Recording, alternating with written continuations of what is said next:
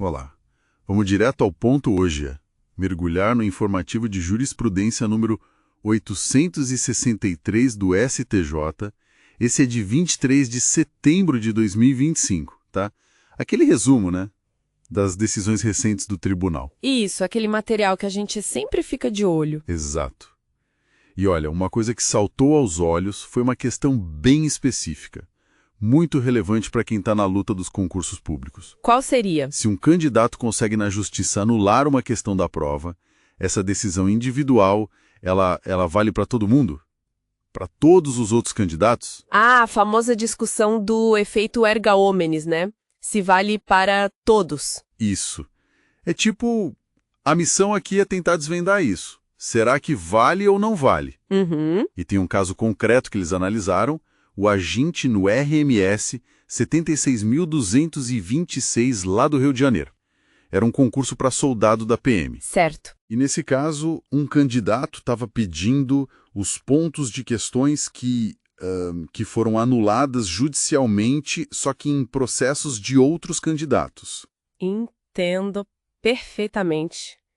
Ele queria pegar carona na decisão alheia, digamos assim. Parece justo, né?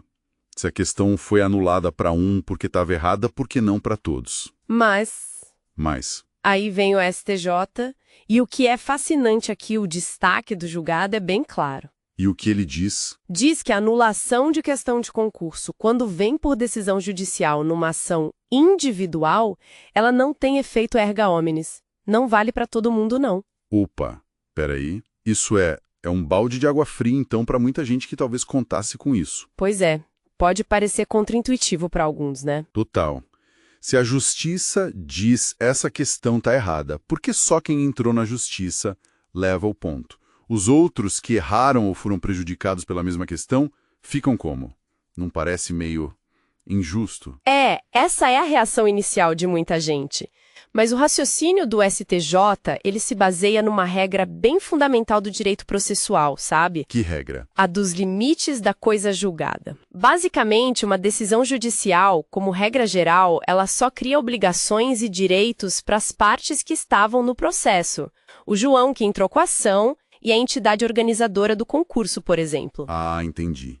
O tribunal não pode sair estendendo o efeito para milhões de pessoas que nem participaram daquela discussão específica. Exatamente. Seria ir além dos limites daquela ação individual. O informativo até cita outros casos na mesma linha para mostrar que é uma posição consistente do tribunal, não foi só nesse caso do Rio. Faz sentido processualmente falando.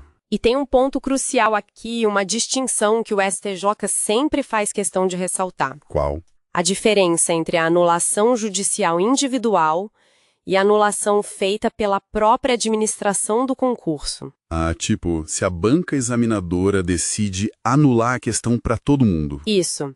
Se a anulação é administrativa, feita pela própria banca ou pelo órgão responsável, aí sim a regra geral é que ela beneficia todos os candidatos, porque é um ato da administração que geralmente tem um alcance mais amplo. Entendi. Então, a origem da anulação muda tudo.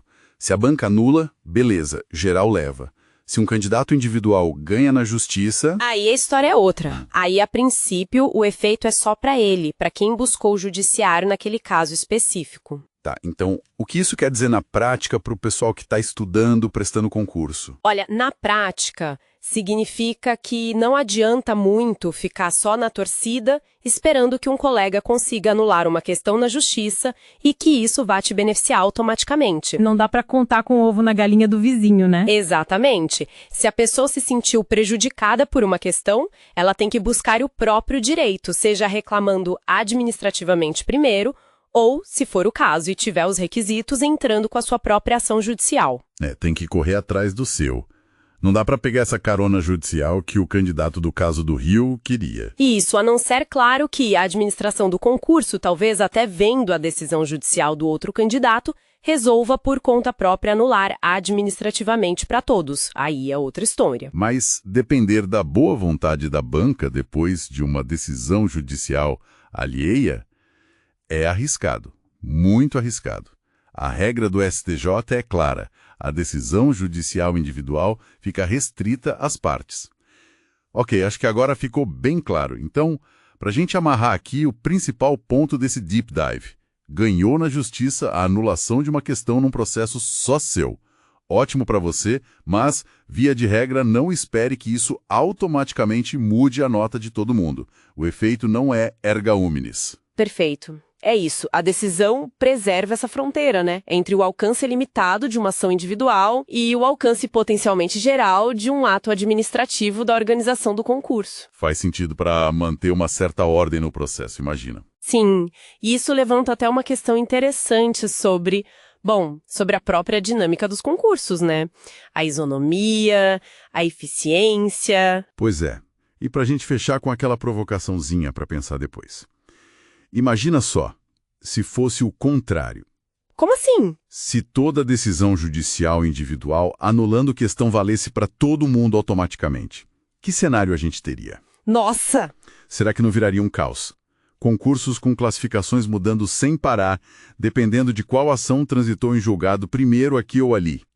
Uma instabilidade gigante. É uma reflexão válida. Como equilibrar o direito individual de questionar, que é legítimo, com a necessidade de ter um processo seletivo, estável, coletivo, seguro juridicamente para todo mundo. Exato. Onde fica essa linha de equilíbrio? Fica aí a pergunta para nossa audiência pensar a respeito.